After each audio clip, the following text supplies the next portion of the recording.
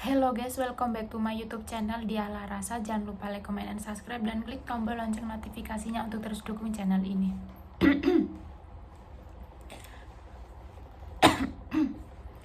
Ya guys, pada kesempatan kali ini aku ingin share atau berbagi ya, tapi ini menurut pendapatku ya. Jadi ini tidak ada menunjuk ke sara ataupun ke pihak atau membuat ketersinggungan dari pihak manapun, tapi aku cuma membahas dari sisi pengetahuanku, kan aku juga masih banyak belajar. Jadi di sini aku ingin membedakan tentang perbedaan ateis, agamis, spiritualis, dan agnostik. Jadi setelah aku mengalami spiritual awakening atau terbangun spiritual terbangkit spiritual, terbangun jiwa rohani. Jadi yang aku ketahui pertama ya aku sempat mengalami semacam kayak mungkin ateis ya, tapi aku bukan ateis, karena hakikatnya ateis itu hanya percaya bahwa dunia itu luas, dunia itu universal. Jadi orang yang bisa dibilang ateis itu mungkin orang yang tidak mempercayai adanya ketuhanan, seperti itu. Jadi ya mereka hidup di dunia berdasarkan kemauan mereka sendiri, mungkin tanpa ada agama atau aturan. Intinya kebebasan dari diri mereka sendiri. Dan yang kedua yaitu seorang yang agamis. Seorang yang agamis itu kalau menurutku ya mungkin taat dalam agamanya, mungkin agama sejak lahir, agama dari leluhur. Ya seperti dalam semua agama itu mereka mematuhi dan menjalankan, melakukan ibadah, kebaikan, karma baik dengan seperti tuntunan agama yang dibawa sejak lahir atau agama dari keturunan orang tua atau leluhur, seperti itu.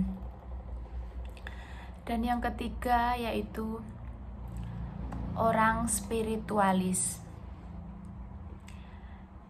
Jadi setelah aku terbangun secara spiritual atau spiritual awakening, aku terbuka, aku open mindsetku ya, terbuka, berkembang, bahwa pemikiranku yaitu tadi kembali seperti ke ateis tadi, tapi bukan ateis ya.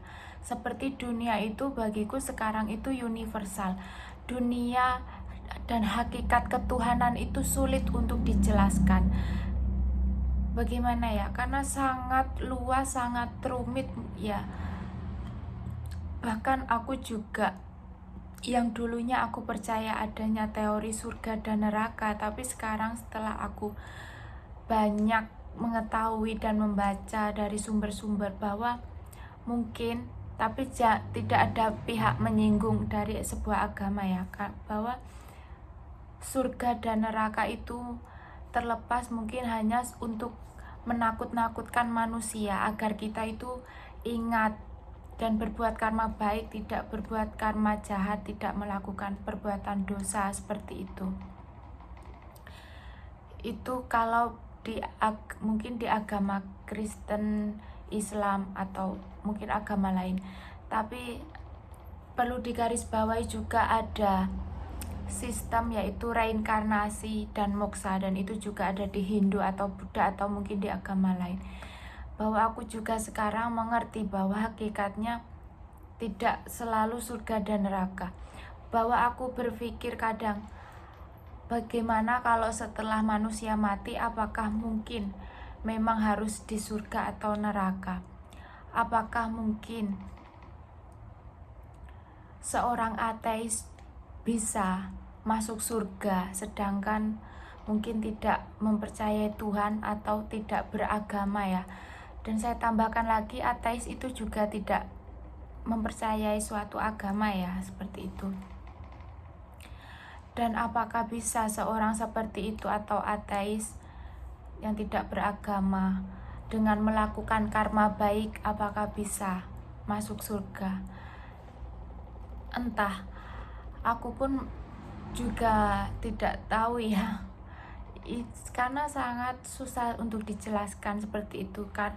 Dan yang teori reinkarnasi atau moksa itu, kalau reinkarnasi mungkin ya, kalau seumpamanya ya, menurut aku, kalau kita semasa hidup kita sekarang kita melakukan karma baik, kemungkinan kita akan, setelah kita mati, kita akan hidup kembali dengan jiwa yang, dengan tubuh yang baru, tapi jiwa yang lama mungkin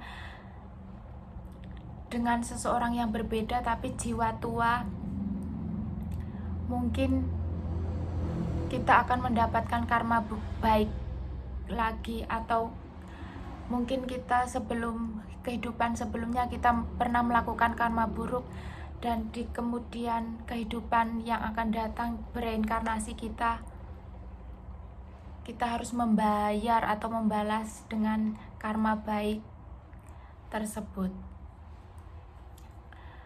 Dan jadi orang spiritualis ya, seperti yang aku yakini sekarang, aku percaya bahwa Tuhan itu ada di dalam diriku sendiri, yaitu di jiwa spiritual. Jadi aku percaya pada diriku sendiri, aku percaya kekuatan kepada diriku sendiri. Jadi aku tetap